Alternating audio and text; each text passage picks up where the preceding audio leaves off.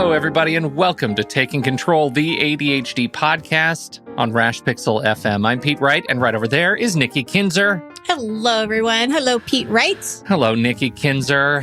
A happy and fine recording day to you. You too. We're starting a new series today. We are. We are starting a new series, and it is a series, it is a triggering series for me. Yes. Oh, Nikki Kinzer. I'm sorry. But this will be good. This will be a good trigger. It's cathartic. I've been planning for it all weekend. I've been, saying my little meditations. It's going to be okay, Pete. It's going to be okay. This is not about you. This is not about you. This is not about your lifelong struggle with this stuff. It's not about you. Right. So we're going to be talking about ADHD and money this whole month on the show. But we're starting this week. And before we do that, we want you to head over to TakeControlADHD.com. You can get to know us a little bit better. You can listen to the show right there on the website or subscribe to our mailing list. And we'll send you an email each time a new episode is released. You can connect with us on Twitter or Facebook at Take Control ADHD. And we extend our warmest of welcomes to Dawn and Jackson and Brooke and Susan and Emily and Carol, who all joined us in the ADHD community as patrons in the last week over at patreon.com/the ADHD podcast.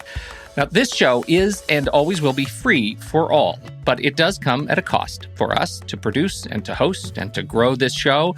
And thanks to all of the wonderful, wonderful people who lend their direct support through Patreon, the ADHD podcast can continue to thrive. If this show has ever touched you or helped you make a change in your life for the better, if you've ever found that you understand your relationship with ADHD in a new way, we encourage you to become a member at patreon.com/the ADHD podcast. It's listener-supported podcasting. With a few dollars a month, you can help guarantee that we continue to grow. Visit, once again, patreon.com/the ADHD podcast to learn more about our tiers of support. Thanks, everybody.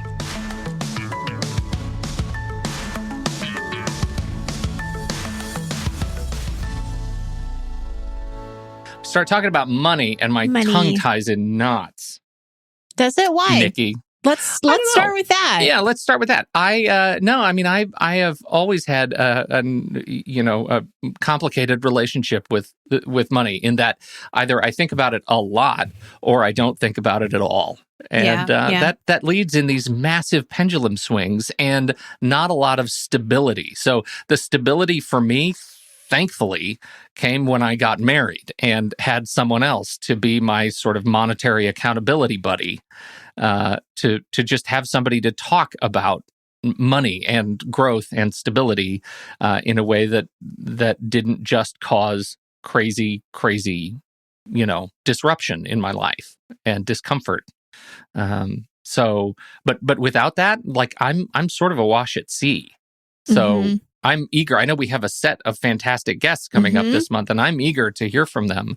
Yeah, me because too. I know I have a lot to learn. I'm definitely in a mood of sort of provoked to learn this month.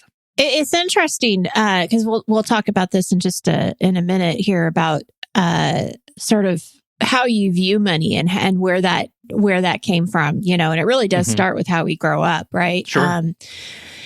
But it's interesting. I've gone through waves in my life where I worried about it. I didn't worry about it. I was in debt.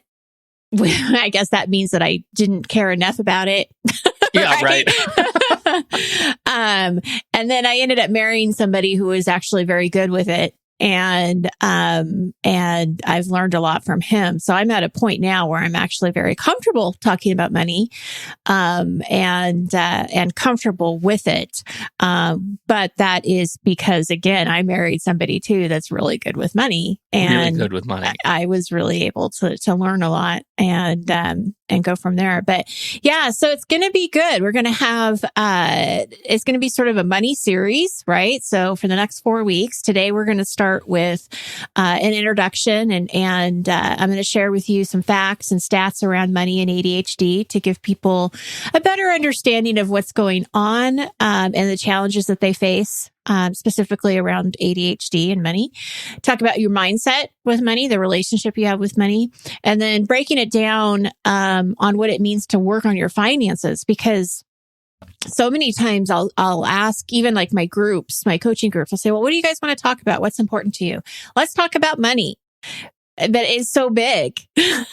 Okay, which part of money do we talk about? Right. So really kind of figuring out how to break it down and setting reasonable goals of where to start. I'm really excited about having our experts on the show. In the next 3 weeks, we're going to be having Chelsea Brennan from smartmoneymamas.com.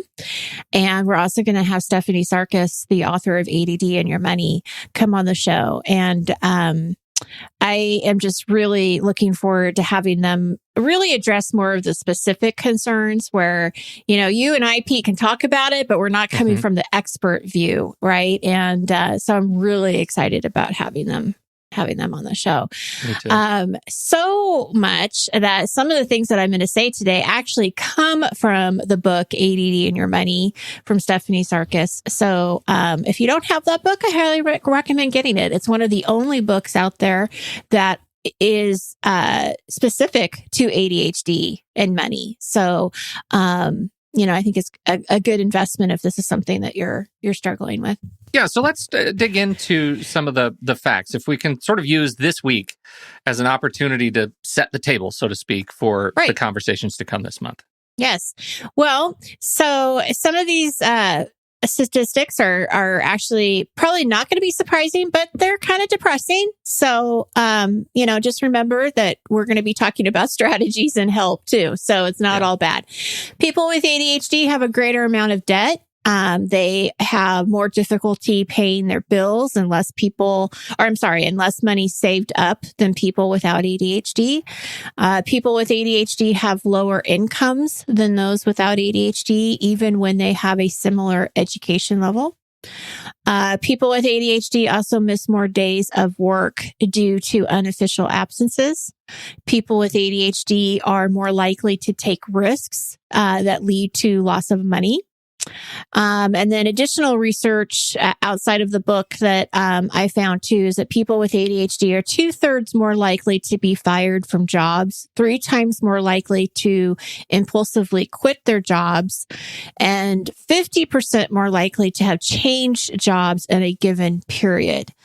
These statistics clearly show us that there is a challenge around money. And if it's not recognized and managed, the consequences can certainly become very severe.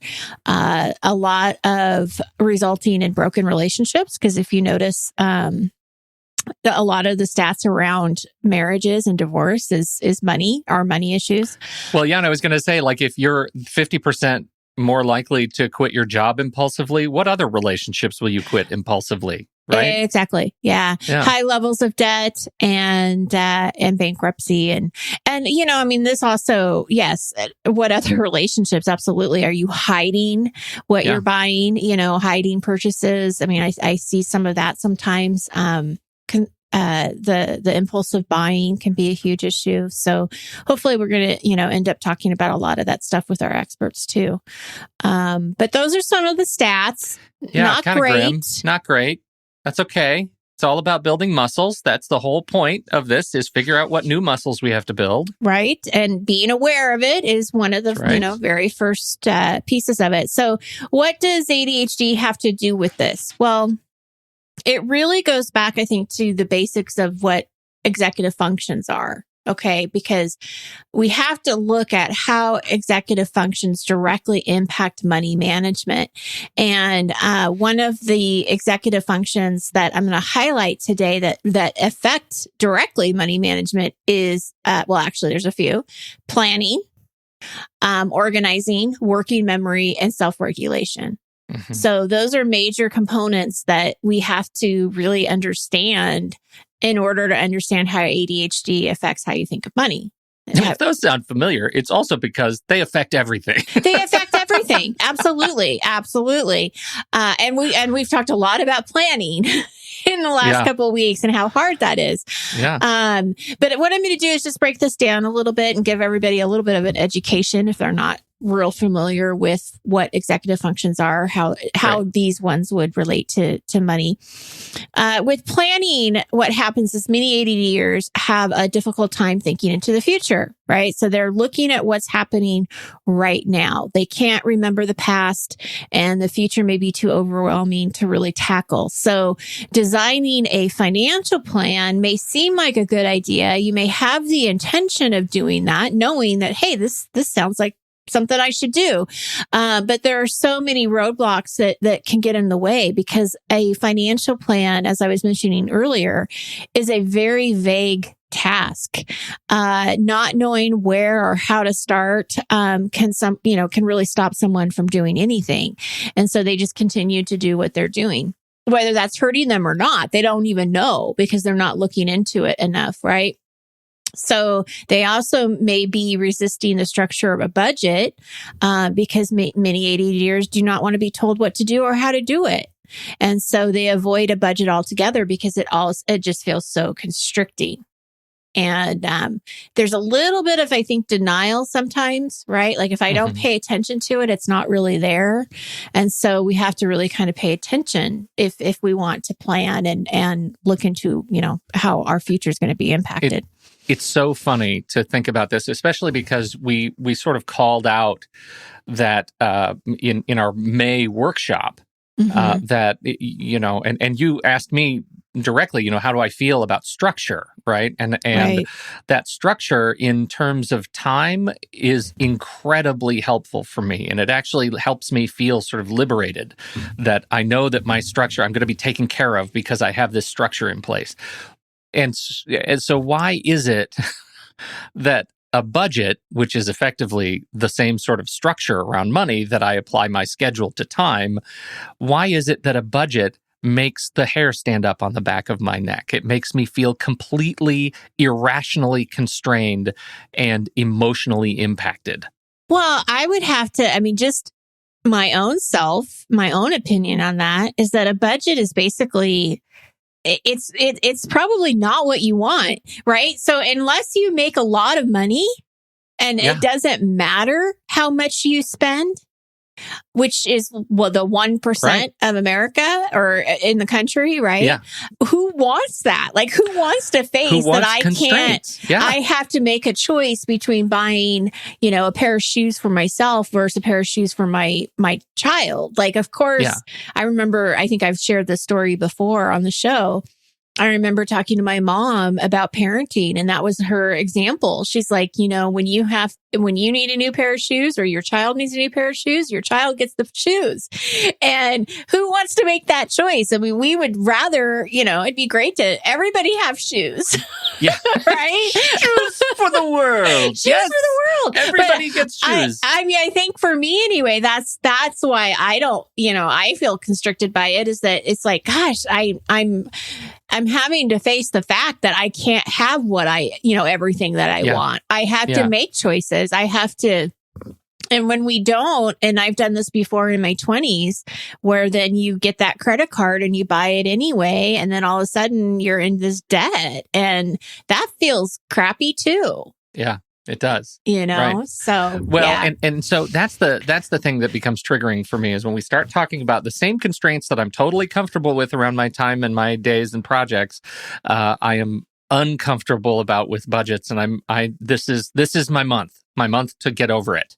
I need to get over myself, because I feel like I'm about 12 years old, right? Well, and I go into that same that same sort of childlike state where it's that spirit of entitlement. You can't tell me what to do with my money, but in fact you can, especially when it comes time to like building debt and having those debts called. And like, I've been through that road years ago, and it is not comfortable either. It's not. And again, unless you have money just falling off of trees, we are limited by how much each of us have. So we have to live within that bucket. And that's hard, because living within your means is not an easy thing when your means aren't as much as you would like them to be. That's right. Well, and especially when you add, I think you and I might be in a sort of a different context around that particular conversation around income, because we're not salaried, right? And we have some sort of predictive mechanism in what we do, but we are freelance, and that adds a whole new sense of unpredictability to to our financial flow. Well, and there's other industries that are very similar too. When you think of anybody that works on any kind of commission, especially real estate, commissions, service, right? tips. Like if you're and real estate really just pops in my mind. I mean, you're getting that commission off of whatever houses or homes you sell, and if you're not selling homes, then you're not making as much money. Teachers, people who, yes, they're getting paid on a yearly basis, but they're still having some time in the summer that they could potentially have a second job if they wanted to or not. Mm-hmm. I mean, it's a funky way to get paid, right? It's different. So yeah, there's a lot of different things you have to think about.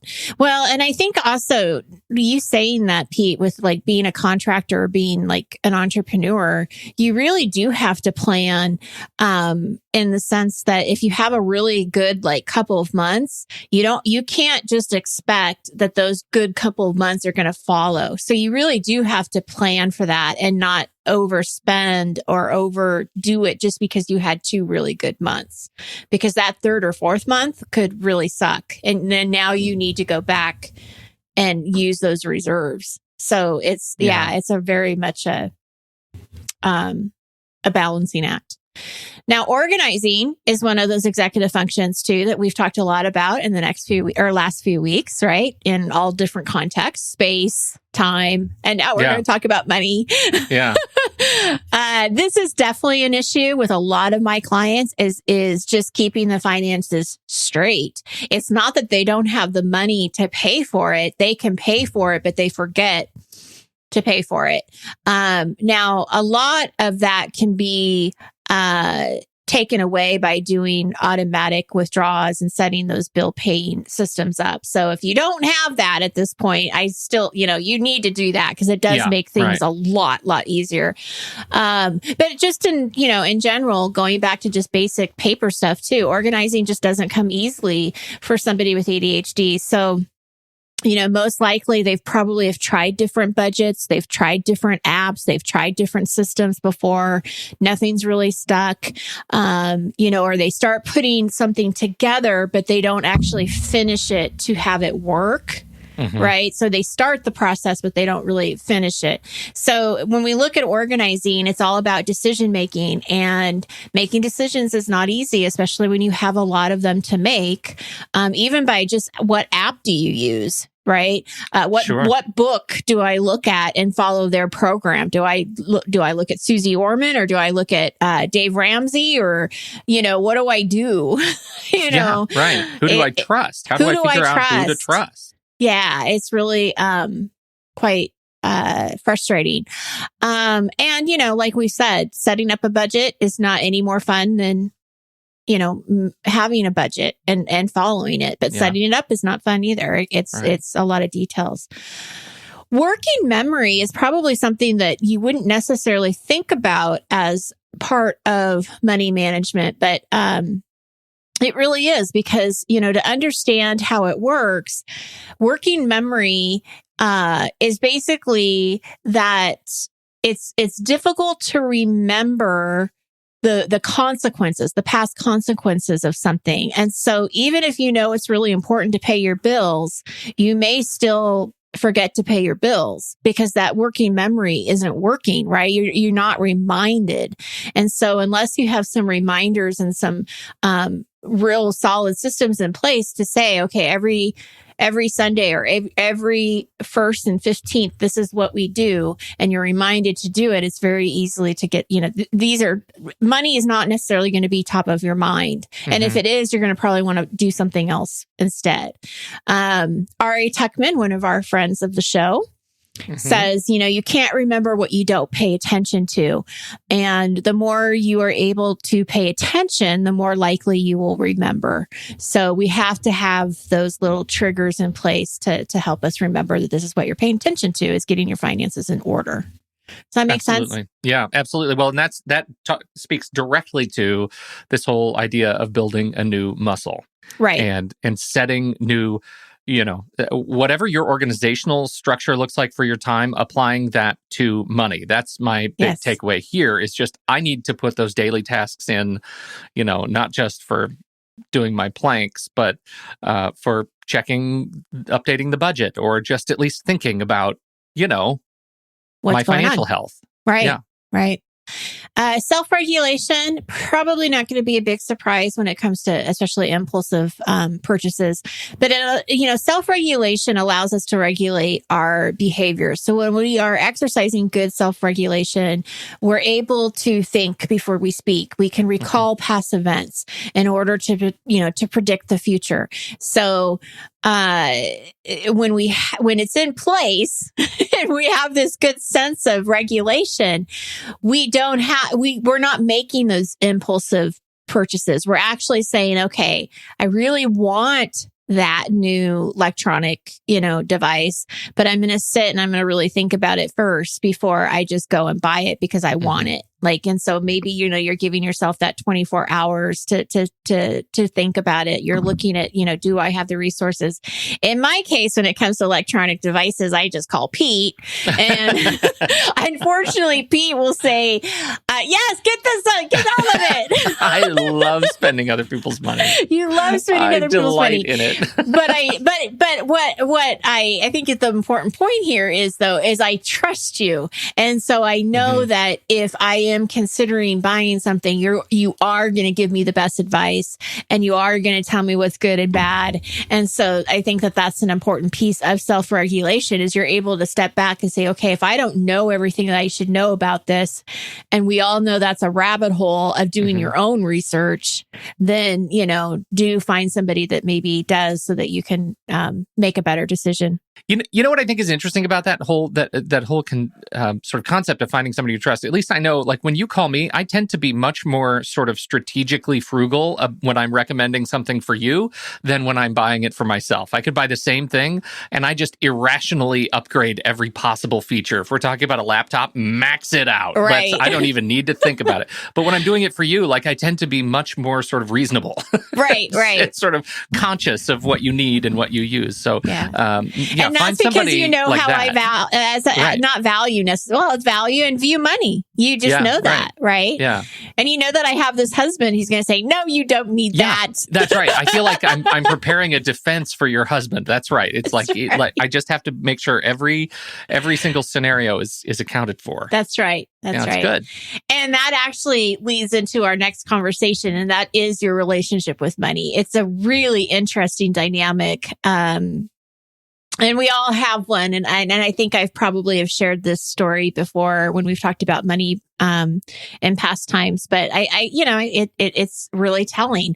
I remember when I was first dating my husband, and he had gotten a bonus, end of year bonus from his sales job. And I was like, wow, that's fantastic. What are you going to do with it? Are you going to buy something? Like, what are you going to buy? Right. And he's like, looking at me, he's like, well, I'm not going to buy anything. I'm just going to invest it. I'm like, you're going to invest all of it? Like, you're not even going to like go buy, like, at the time, like a CD, like back in the late 90s. But no, he's like, no, I'm just going to invest it. And we have two very completely different views on that. Now, he would still do that to this day. I still would take some of it and say, okay, I'm still going to reward some of it. Treat yourself. Yeah. Like I'm okay with, like, saving most of it, but then there's going to be some that's going to be for me too. So what I find interesting about that, though, Nikki, is that the same joy and that you get out of taking some of it and treating yourself in some special way that's unique to you, he gets from investing it. Like, investing it is buying himself something that gives him joy. And I think that's really important to understand that mindset, because I also don't have it, right? If although I can say, once it's done, like, if somebody takes that money and I never have to see it or touch it, and it just goes into an investment, and then they start showing me the statements and returns, then I can get joy about it. But it's that immediate space, that interstitial space where I have to make a choice, that is very difficult for me. And that's why so many of my systems that work with regard to my money are automated systems that I don't have to touch. Like it's taken from me before I have to make a conscious choice about it.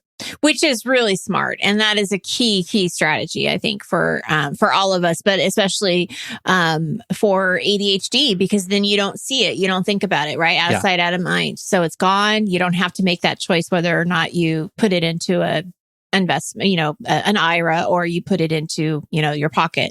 So, And I think it's interesting too, because in the book, ADD and Your Money, the very first part, she talks about how our relationship with money is largely based on how we were raised. And there's this great exercise in the book, to kind of help you understand more about your beliefs, and just to share a couple of them. What's your earliest memory regarding money? Which of your parents' beliefs or attitudes about money do you still carry with you? And so, then there's more like this in the book that really just gets you to think. And it's interesting because, I think about how I grew up, and I grew up in a very middle class. We weren't poor, but we weren't rich either. I mean, we had to make a lot of choices. And I remember my mom saying, they like to go on vacation. So for her, it was more important that they went on a vacation every year than to have a really nice fancy car.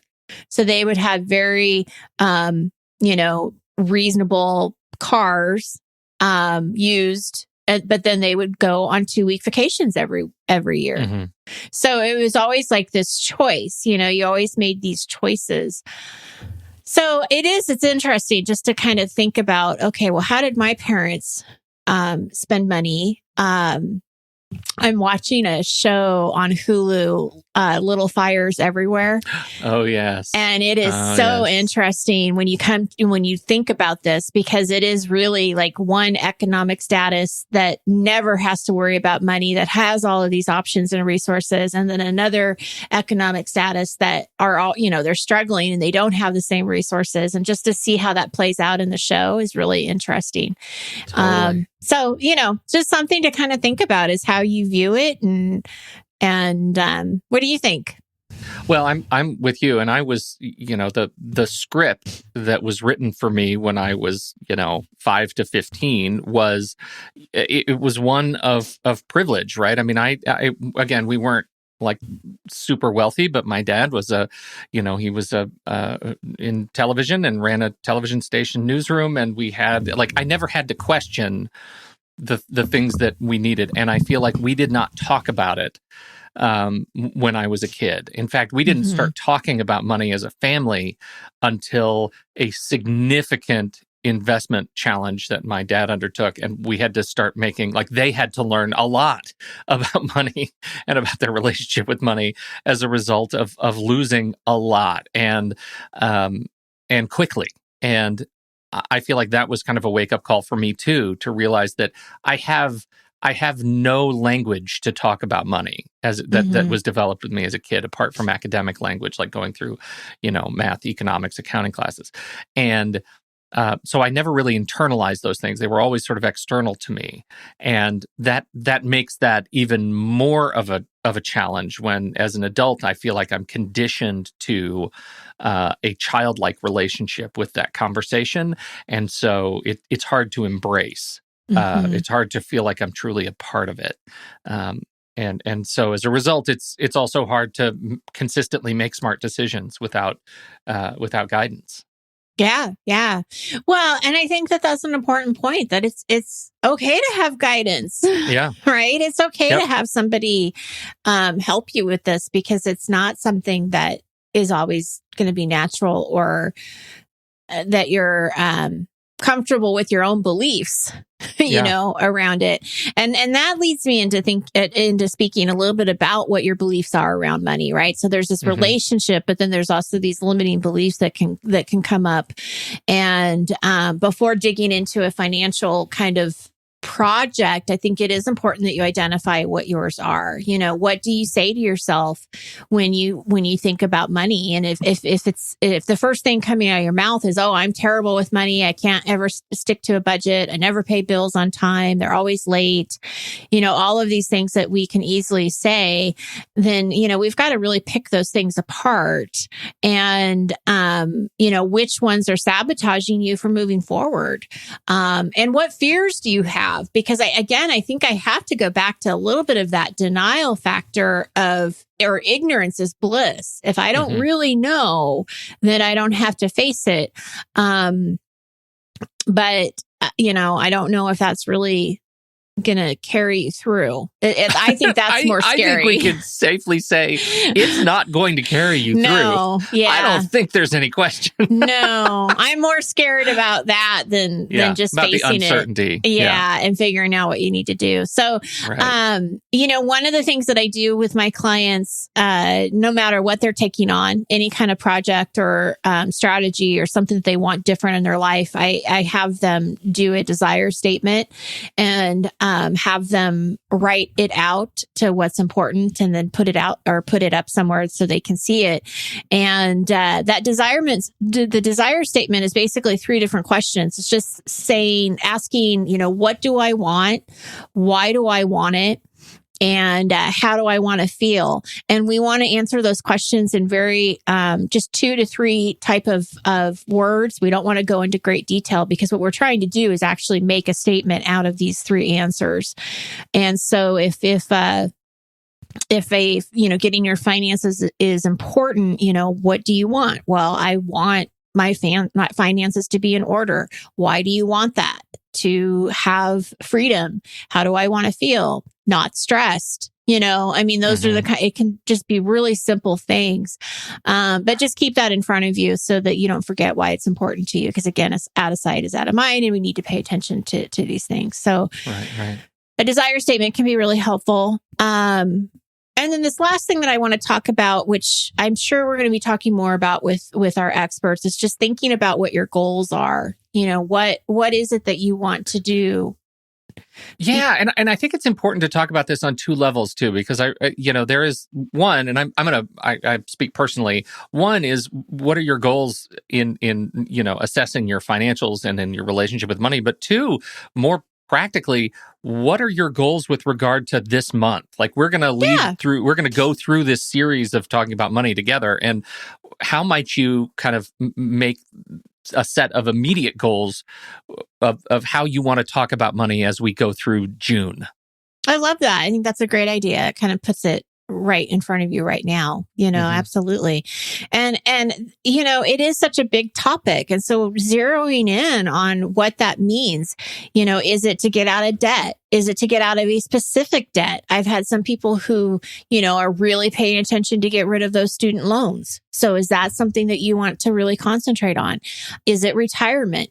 For you and I, Pete, it's paying for higher education for our kids.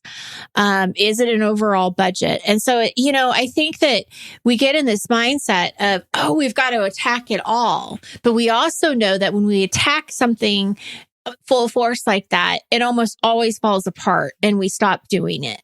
And so I think it's important to talk to your financial advisor, talk to an accountant, listen to what our experts have to say, because this is just me going off of my own, thought process.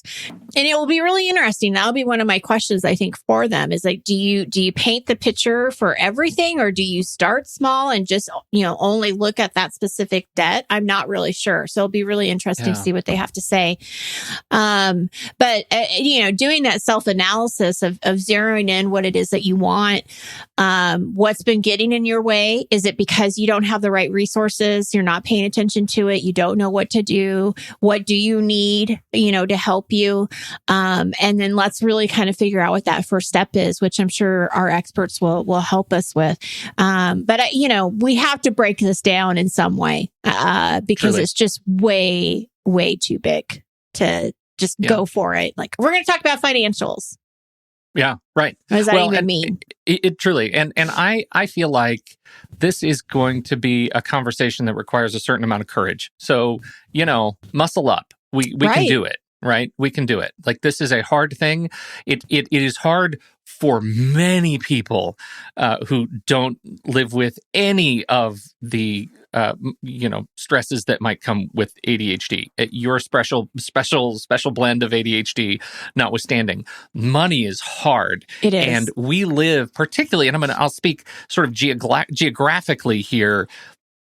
In the United States, we live in a particularly complex system of money, right? I was reading some posts from some friends who live in Sweden and Denmark, and their relationship with, healthcare, life insurance, those sorts of things, a lot of things that are just sort of taken care of. And he likened it to, it's a friend who actually married a woman and moved over to Denmark. His family's been there for 25 years.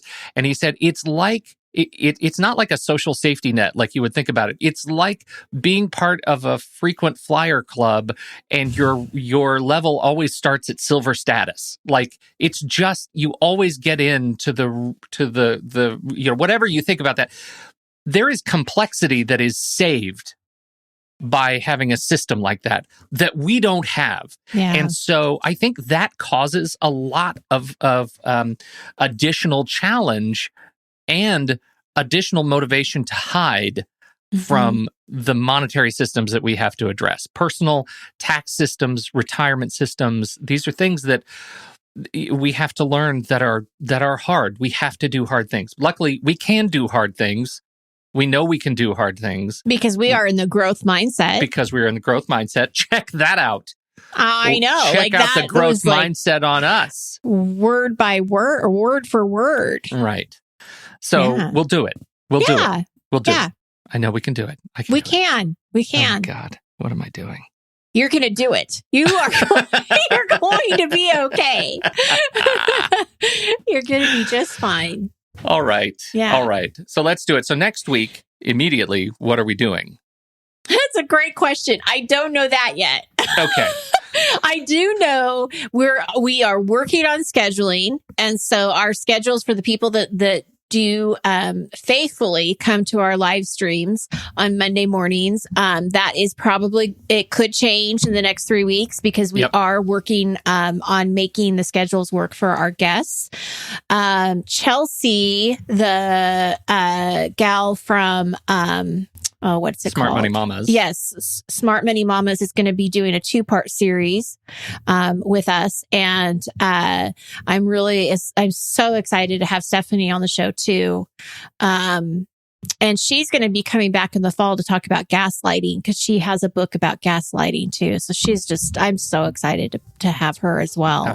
Both of these women are just going to be fantastic. So we are, as usual, going to kind of wing it a little bit. I know our audience appreciates that. And I'm sure that we will be talking about budgeting and impulse buying and what to avoid and what to do. And, if you have questions, certainly, send those to us, but send them to us quickly, because we are going to be, recording these shows. But I have a pretty good idea. And I think Pete and I, we can figure this out. We're going to pick their brains. We got this. We got this. We got it. We'll nail it. We can do hard things. Yes, we can. Thank you, everybody, for downloading and listening to this show. We appreciate your time and your attention. On behalf of Nikki Kinzer, I'm Pete Wright. We'll catch you next week at some point right here on Taking Control, the ADHD podcast.